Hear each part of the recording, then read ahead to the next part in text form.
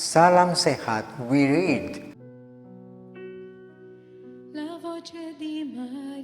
Halo sahabat Wirid, selamat memasuki hari keempat di bulan November. Terima kasih kepada semua sahabat Wirid Traveling with Jesus yang sudah banyak mensupport channel ini.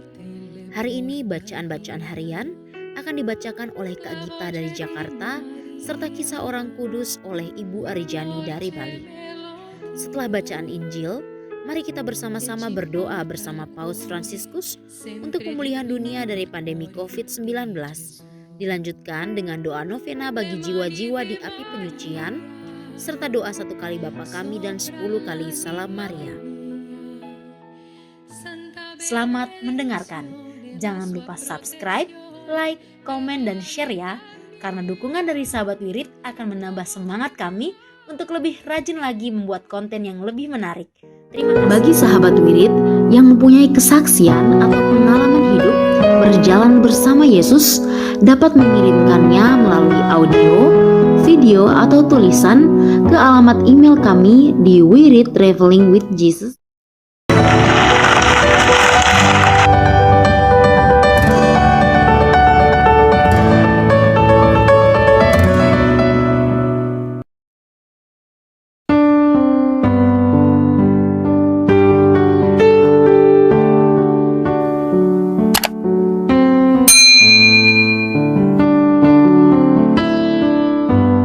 Bapak, Ibu, Saudara sekalian, selamat datang di channel Traveling with Jesus, teman baca Alkitab setiap hari bagi Anda semua. Bacaan kami ambil dari kalender liturgi Katolik.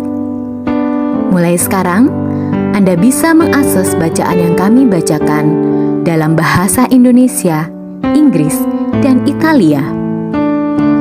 Bacaan dalam bahasa Indonesia dan Inggris dapat diakses setiap hari Senin sampai dengan Sabtu, dan khusus bahasa Italia hanya pada hari Minggu.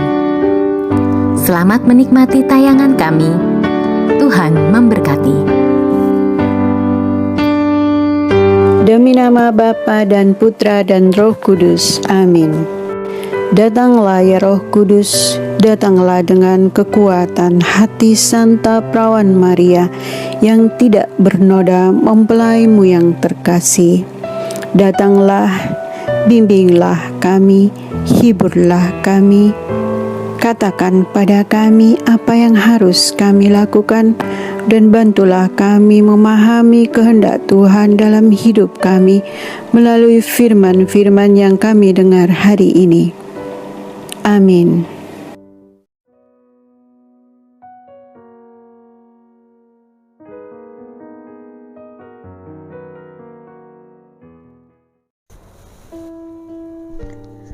Hari ini kita merayakan Santo Carolus Borromeus, seorang uskup dan pengaku iman.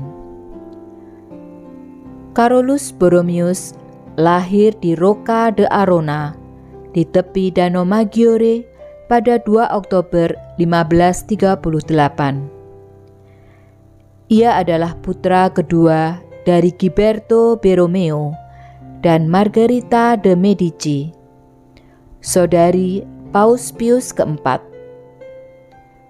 Di kemudian hari, ia menjadi kardinal dan uskup agung Milano, serta tokoh utama usaha pembaruan Tridentin.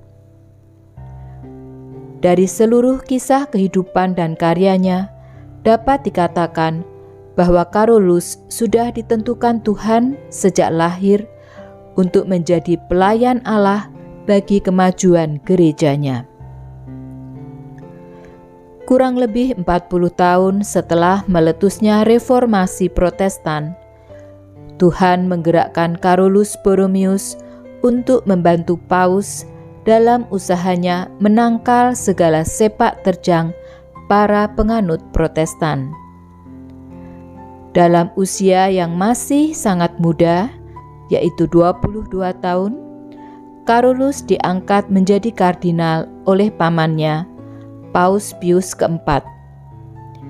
Ia menjabat sebagai sekretaris negara dan menjadi orang terkuat di Kuria Roma. Ia tekun belajar hingga larut malam.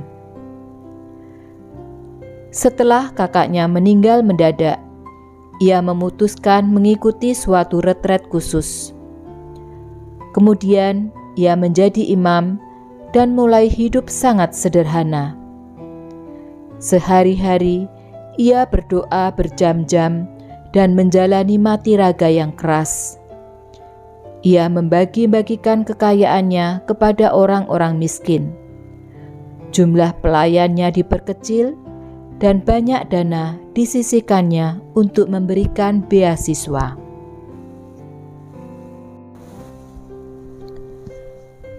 Ia dikenal sebagai salah seorang pemeran utama Konsili Trente. Bahkan, keberhasilan konsili itu merupakan hasil jerih payahnya. Ia berusaha keras meneruskan Konsili Trente dan mendesak agar keputusan-keputusan konsili itu dilaksanakan. Dalam hubungan itu, ia meminta Paus agar ia dibebaskan dari tugasnya di Kuria Roma untuk membarui keuskupannya, Keuskupan Milano. Meskipun masih muda belia, Carolus sangat menyadari kebutuhan umatnya zaman itu. Pada masa itu, hidup keagamaan amat parah. Banyak anak tidak mengenal Tuhan, bahkan membuat tanda salib saja tidak bisa. Gereja-gereja sepi dari kunjungan umat. Bahkan ada gereja yang diubah menjadi toko atau bangsal pesta. Para imam tidak bisa berkhotbah karena tidak terdidik dengan baik dalam bidang pewartaan iman. Carolus mengambil bagian di dalam sidang-sidang terakhir Konsili Trente yang membahas pembaruan gereja. Lalu ia mulai bekerja sekuat tenaga untuk membarui keuskupannya. Mula-mula ia menegaskan agar staf keuskupan menghayati suatu corak hidup yang lebih mencerminkan status mereka sebagai rohaniwan. Ia sendiri memberikan teladan serta semangat doa, rajin mengaku dosa, berpuasa, dan hidup sederhana. Berulang kali ia mengunjungi paroki-paroki, menyelenggarakan rapat dengan para pastor, mengajar agama, dan berkhotbah.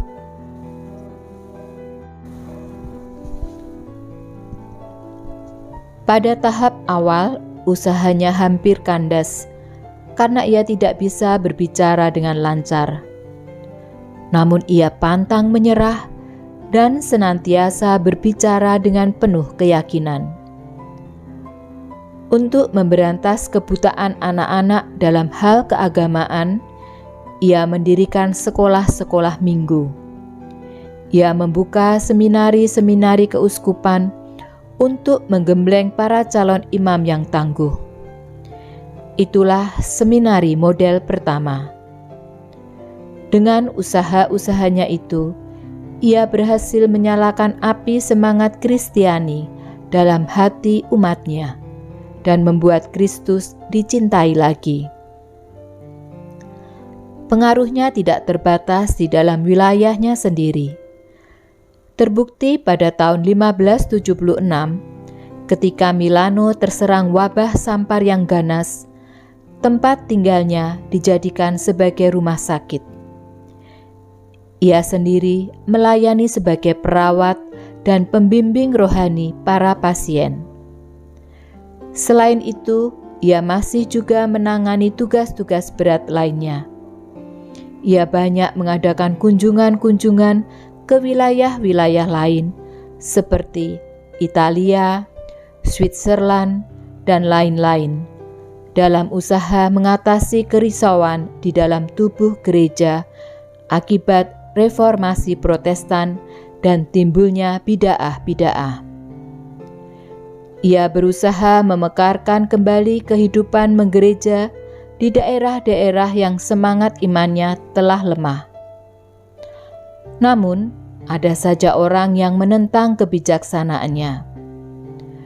Beberapa biarawan yang tidak mau ditertibkan berusaha melawan melalui pembunuh bayaran. Untunglah ia selamat. Ia disukai umat dan dianggap sebagai penyelamat kota Milano.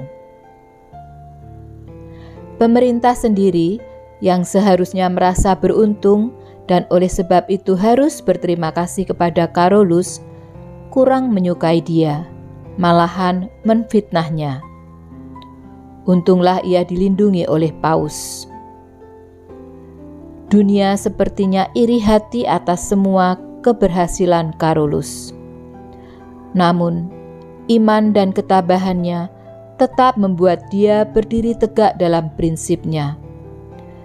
Pekerjaan berat ditambah penderitaan-penderitaan tersebut merongrong kesehatannya. Ia wafat di Milano pada tanggal 3 November 1584.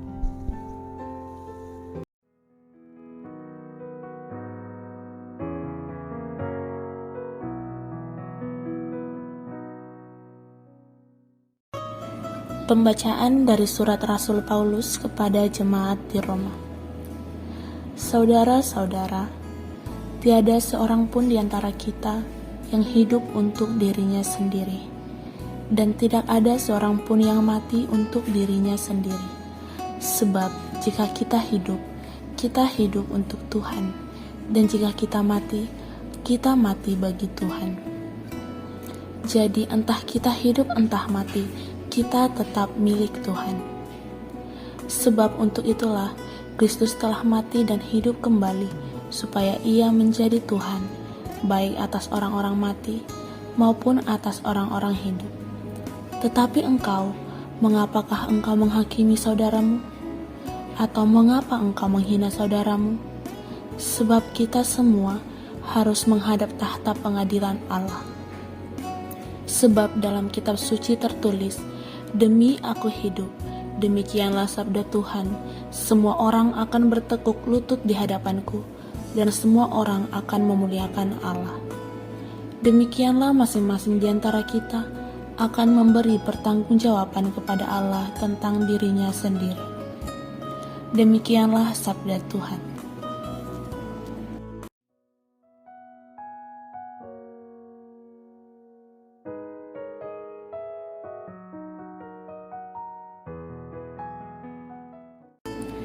Tuhan adalah terang dan keselamatanku.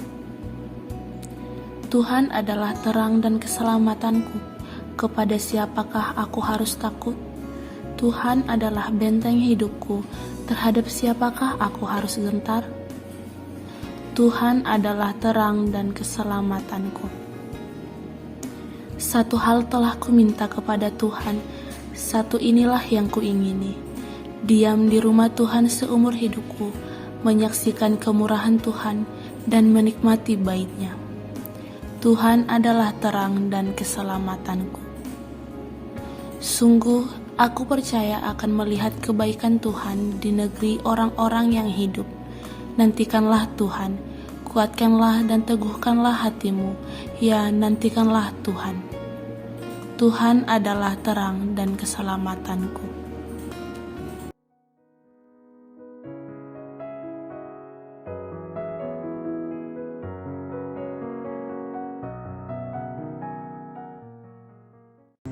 Bait pengantar Injil. Datanglah kepadaku semua yang letih lesu dan berbeban berat, aku akan memberi kelegaan kepada kalian.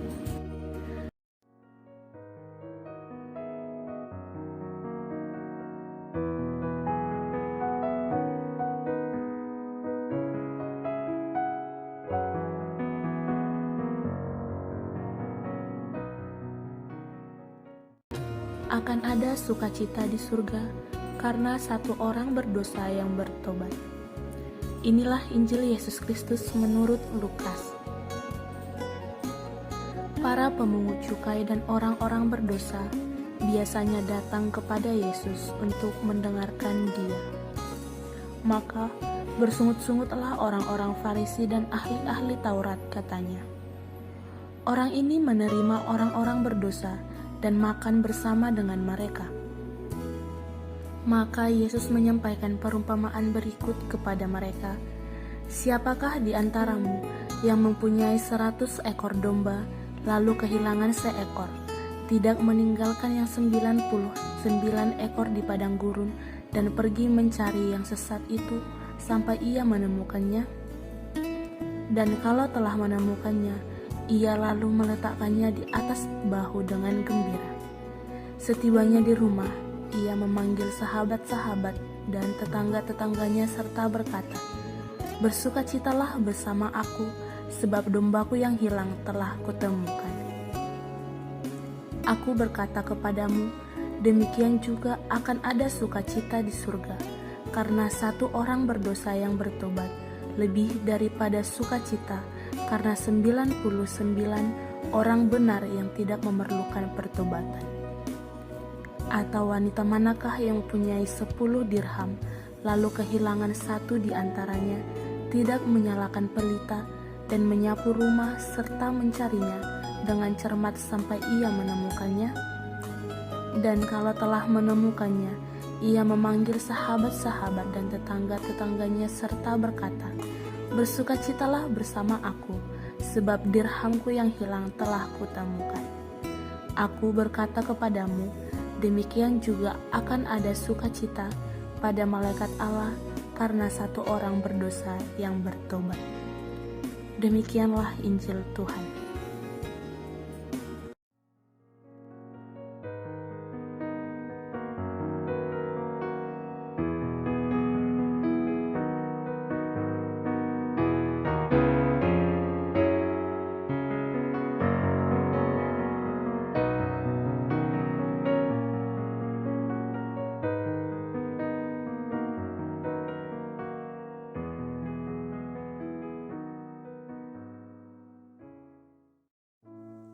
Doa dalam masa pandemi bersama Paus Fransiskus. Kami datang ke dalam rengkuhan tangan-Mu, O Bunda Allah yang tersuci. Dalam situasi genting ketika seluruh dunia terhimpit oleh penderitaan dan kecemasan, kami menghadap-Mu, Bunda Allah dan Bunda kami, dan mencari perlindungan di bawah naungan-Mu. O Perawan Maria, di tengah pandemi ini arahkanlah pandangan-Mu yang penuh belas kasih kepada kami. Hiburlah setiap pribadi yang berada di ambang keputusasaan dan sedang meratapi kepergian orang-orang yang mereka cintai, yang terkadang dimakamkan dengan cara yang membukakan hati. Tinggallah dan teguhkanlah mereka yang memedulikan keadaan orang-orang terkasih yang sedang sakit, namun tidak bisa berada dekat dengan mereka demi mencegah penyebaran virus ini. Penuhilah dengan harapan mereka yang terombang-ambing oleh deru kecemasan pada masa depan dan dampaknya bagi perekonomian serta pekerjaan. Bunda Allah dan Bunda kami, doakanlah kami kepada Allah Bapa yang penuh belas kasih agar masa sulit penuh rasa cemas ini dapat berakhir dan semoga fajar harapan serta ketenangan boleh kembali menyinsil. Ya Bunda, seperti yang telah Engkau lakukan di Kana, mohonkanlah kepada Putra Ilahi-Mu rahmat penghiburan bagi keluarga dari yang sakit dan setiap orang yang sedang menderita sakit. Semoga mereka tetap dapat menjaga keyakinan dan kepercayaan yang teguh akan karya penyelamatan. Lindungilah para dokter, perawat, petugas kesehatan, dan para relawan yang berada di terdepan situasi genting ini dan yang sedang mempertaruhkan hidup mereka guna menyelamatkan banyak orang. Sertailah upaya dan perjuangan mereka dan berikanlah mereka kekuatan, kemurahan hati, dan kesehatan seterusnya. Tinggallah dekat dengan setiap orang yang siang malam menemani orang sakit dan para imam serta pelayan sabdamu yang dengan kepedulian sosial dan pelayanan Injil berusaha membantu dan mendukung semua orang. O Perawan yang terberkati, terangilah pikiran, perasaan, dan kehendak dari setiap pribadi yang terlibat dalam penelitian ilmiah agar mereka dapat menemukan solusi efektif guna mengatasi virus ini. Dampingilah para pemimpin bangsa agar mereka dapat menjalankan tugas dan tanggung jawabnya dengan penuh kebijaksanaan, perhatian, dan kemurahan hati, terutama untuk membantu orang-orang yang berkekurangan, serta dapat menemukan solusi dalam menangani permasalahan sosial ekonomi dalam semangat solidaritas demi masa depan. Maria yang tersuci, gerakanlah nurani setiap pihak yang terkait sehingga dana besar yang diinvestasikan untuk mengembangkan dan menepuk senjata dapat dialihkan secara efektif untuk meningkatkan penelitian dan pencegahan terjadinya tragedi serupa di masa depan. Bunda yang terkasih, tumbuhkanlah di dalam dunia ini rasa memiliki sebagai bagian dari suatu keluarga besar dalam sebuah kesadaran akan ikatan yang menyatukan kita, sehingga dengan semangat persaudaraan dan solidaritas kami bisa bahu-membahu mengatasi akar kemiskinan dan situasi penderitaan. Jadikanlah kami kuat dalam iman, tekun dalam pelayanan, teguh dalam doa. Bunda Maria, penghibur orang berduka, rangkulah semua anakmu dalam masa sulit ini, dan bawalah doa-doa kami pada Allah, agar Allah mengulurkan tangannya yang penuh kuasa untuk membebaskan umatnya dari situasi pandemi yang mengerikan ini, sehingga kehidupan bisa tenang dan pulih kembali. Kepadamu yang bersinar dalam perjalanan kami, sebagai tanda pengharapan dan keselamatan, kami mempercayakan diri dan harapan kami seutuhnya, ya Perawan Maria yang penuh kelembutan dan belas kasih. Amin.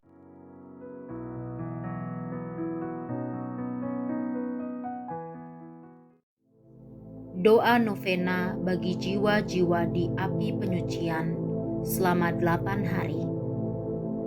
Dari jurang yang dalam aku berseru kepadamu ya Tuhan. Tuhan, dengarkanlah suaraku. Biarlah telingamu menaruh perhatian kepada suara permohonanku. Marilah kita hening sejenak untuk menyebut nama jiwa orang-orang yang sedang didoakan.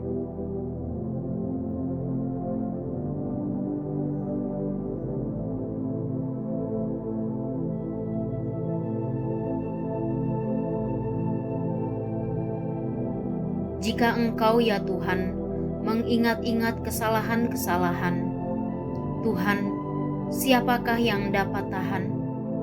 Tetapi padamu ada pengampunan, supaya orang-orang bertakwa kepadamu.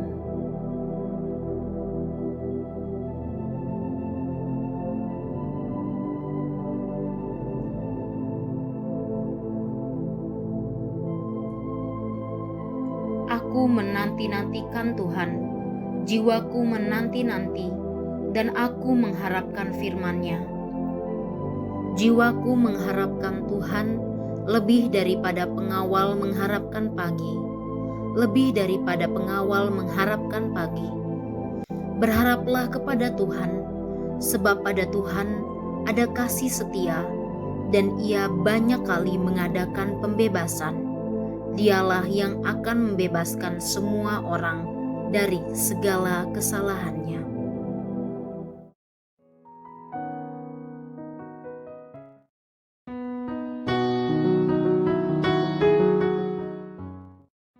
Bapa kami yang ada di dalam surga, dimuliakanlah namamu. Datanglah kerajaanmu, jadilah kehendakmu di atas bumi seperti di dalam surga. Berilah kami rejeki pada hari ini, dan ampunilah kesalahan kami, seperti kami pun mengampuni orang-orang yang bersalah kepada kami. Dan janganlah Engkau masukkan kami ke dalam pencobaan, tetapi bebaskanlah kami dari yang jahat. Amin. Salam Maria, penuh rahmat, Tuhan sertamu. Terpujilah Engkau di antara wanita, dan terpujilah buah tubuhmu Yesus. Santa Maria Bunda Allah, doakanlah kami yang berdosa ini, sekarang dan waktu kami mati. Amin. Salam Maria, penuh rahmat, Tuhan sertamu. Terpujilah Engkau di antara wanita, dan terpujilah buah tubuhmu Yesus. Santa Maria Bunda Allah, doakanlah kami yang berdosa ini, sekarang dan waktu kami mati. Amin. Salam Maria, penuh rahmat, Tuhan sertamu. Terpujilah Engkau di antara wanita, dan terpujilah buah tubuhmu Yesus. Santa Maria Bunda Allah, doakanlah kami yang berdosa ini, sekarang dan waktu kami mati. Amin. Salam Maria, penuh rahmat, Tuhan sertamu. Terpujilah Engkau di antara wanita, dan terpujilah buah tubuhmu Yesus. Santa Maria Bunda Allah, doakanlah kami yang berdosa ini, sekarang dan waktu kami mati. Amin. Salam Maria, penuh rahmat, Tuhan sertamu. Terpujilah engkau di antara wanita, dan terpujilah buah tubuhmu, Yesus. Santa Maria, Bunda Allah, doakanlah kami yang berdosa ini, sekarang dan waktu kami mati. Amin. Salam Maria, penuh rahmat, Tuhan sertamu. Terpujilah engkau di antara wanita, dan terpujilah buah tubuhmu, Yesus. Santa Maria, Bunda Allah, doakanlah kami yang berdosa ini, sekarang dan waktu kami mati. Amin. Salam Maria, penuh rahmat, Tuhan sertamu. Terpujilah engkau di antara wanita, dan terpujilah buah tubuhmu, Yesus. Santa Maria, Bunda Allah, doakanlah kami yang berdosa ini, sekarang dan waktu kami mati. Amin. Salam Maria, penuh rahmat, Tuhan sertamu. Terpujilah engkau di antara wanita, dan terpujilah buah tubuhmu, Yesus. Santa Maria, Bunda Allah, doakanlah kami yang berdosa ini, sekarang dan waktu kami mati. Amin. Salam Maria, penuh rahmat, Tuhan sertamu. Terpujilah engkau di antara wanita, dan terpujilah buah tubuhmu, Yesus. Santa Maria, Bunda Allah, doakanlah kami yang berdosa ini, sekarang dan waktu kami mati. Amin. Salam Maria, penuh rahmat, Tuhan sertamu. Terpujilah engkau di antara wanita, dan terpujilah buah tubuhmu, Yesus. Santa Maria, Bunda Allah, doakanlah kami yang berdosa ini, sekarang dan waktu kami mati. Amin. Kemuliaan kepada Bapa dan Putra dan Roh Kudus, seperti pada permulaan, sekarang, selalu, dan sepanjang segala abad. Amin. Terpujilah nama Yesus, Maria, dan Yosef, sekarang dan selama-lamanya. Amin.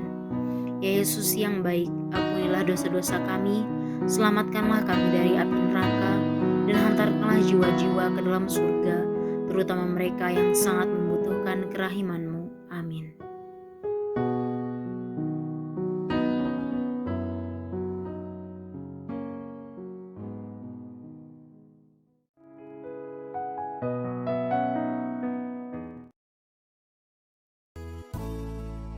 Semoga melalui pengorbanan Yesus di kayu salib dan doa-doa Bunda Maria, kita semua dibebaskan dari kutukan, dipenuhi dengan sukacita, cinta, dan memperoleh berkat Abraham yang Tuhan berkati dalam segala hal, peninggian, kesehatan, kemampuan untuk bertahan dalam penderitaan dan tetap berbuah, kesejahteraan, kemenangan, rendah hati, dan perkenanan Tuhan. Amin. Saudara-saudari, para sahabat Wirid Traveling with Jesus, marilah kita memohon berkat Tuhan untuk kita semua. Tuhan sertamu dan sertamu juga. Semoga saudara-saudari, sanak keluargamu, usaha-usaha, pekerjaan-pekerjaan, kesehatan, dan imanmu senantiasa dilindungi dan diberkati oleh Allah yang Maha Kuasa, Bapa, Putra, dan Roh Kudus.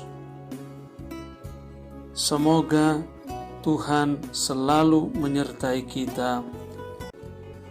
Syukur kepada Allah. Amin.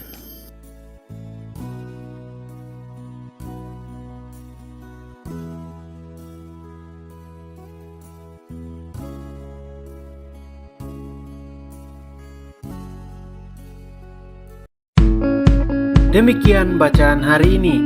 Terima kasih sudah menonton. Jangan lupa subscribe, like kami di Facebook, dan follow kami di Instagram, We Read Traveling with Jesus. Sampai jumpa lagi di video selanjutnya.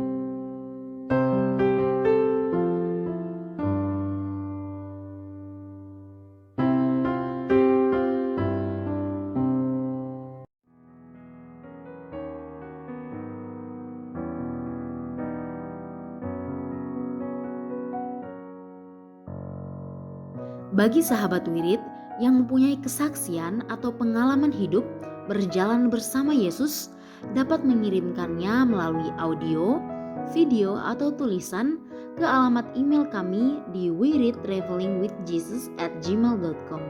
Terima kasih.